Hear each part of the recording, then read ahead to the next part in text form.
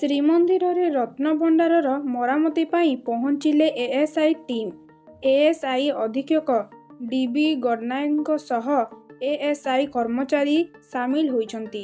ASI ଅଧିକାରୀ ଓ କର୍ମଚାରୀମାନେ SOP ପାଳନ କରି ରତ୍ନଭଣ୍ଡାର ଭିତରେ ପ୍ରବେଶ କରିବେ। ପ୍ରଥମ ଦିନ ଭିତର ବାହାର ରତ୍ନଭଣ୍ଡାରରେ ଭାରା ବନ୍ଧାଯିବ। ଭାରାରେ ଚଢ଼ି ଏଏସ୍ଆଇ ଅଧିକାରୀମାନେ ସ୍ଥିତିକୁ ନିରୀକ୍ଷଣ କରିବା ପରେ ଛାତ, କାନ୍ଥ ଓ ଚଟାଣକୁ ପ୍ଲାଷ୍ଟର କରାଯିବ। ପଥରର ସଂଯୋଗ ସ୍ଥଳଗୁଡ଼ିକର ସ୍ଥିତି ଦେଖି ଆବଶ୍ୟକୀୟ ମରାମତି ଏବଂ ସଂରକ୍ଷଣ କରାଯିବ। 15 ଜଣ କର୍ମଚାରୀ ପ୍ରଥମ ଦିନରେ ନିୟୋଜିତ ରହିବେ। ପରେ ଆବଶ୍ୟକ ଅନୁସାରେ କୁଶଳୀ ଓ ଅଣକୁଶଳୀ ଶ୍ରମିକ ରତ୍ନଭଣ୍ଡାର ସଂରକ୍ଷଣ ଓ ମରାମତି କାମରେ ନିୟୋଜିତ ହେବେ।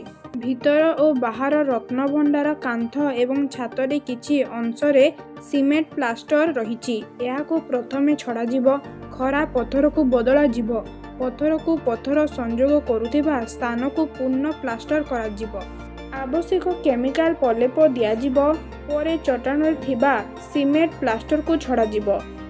ପୂରା ରତ୍ନଭଣ୍ଡାର ଖଣ୍ଡଲାଇଟ୍ ପଥରରେ ନିର୍ମିତ ହୋଇଛି। ଏହାର କାନ୍ଥ, ଛାତ ଓ ଚଟାଣରେ ମୋଟା ଖଣ୍ଡଲାଇଟ୍ ପଥର ପଡ଼ିଛି। ଚଟାଣରେ କଳା ଗୁମୁଣି ପଥର ପକାଇବାକୁ ଯୋଜନା ରହିଛି। ସେହିପରି ରତ୍ନଭଣ୍ଡାର ଭିତରେ କାନ୍ଥ ଓ ଛାତକୁ ଧରି ରଖିଥିବା ପୁରୁଣା ପିଟା ଲୁହା କଳଙ୍କି ଲାଗିଯାଇଥିବାରୁ ଏହାକୁ କାଢ଼ି ବଦଳାଇ ଦିଆଯିବ। ପୁରୁଣା ପିଟା ଲୁହା ସ୍ଥାନରେ ଷ୍ଟେନଲେସ୍ ଷ୍ଟିଲ୍ ଶକ୍ତ ଲୁହା ବିମ୍ ଦିଆଯିବ। ଏଥି ନିମନ୍ତେ ଏଏସ୍ଆଇ ପକ୍ଷରୁ 12 mm ଓ 16 mm ଷ୍ଟେନଲେସ୍ ଷ୍ଟିଲ୍ ପ୍ଲେଟ୍ ମଗାଇ ରଖାଯାଇଛି। ପ୍ଲେଟ୍କୁ ବ୍ୟବହାର କରି ଆବଶ୍ୟକ ମୁତାବକ ବିମ୍ ତିଆରି କରାଯିବ ଓ ଭାରା ଦିଆଯିବ। ଭିଡ଼ିଓଟି ଭଲ ଲାଗିଥିଲେ ଭିଡ଼ିଓକୁ ନିଶ୍ଚିତ ଭାବରେ ଲାଇକ୍ କରନ୍ତୁ, ସେୟାର କରନ୍ତୁ ଏବଂ ଚ୍ୟାନେଲକୁ ସବସ୍କ୍ରାଇବ୍ କରନ୍ତୁ।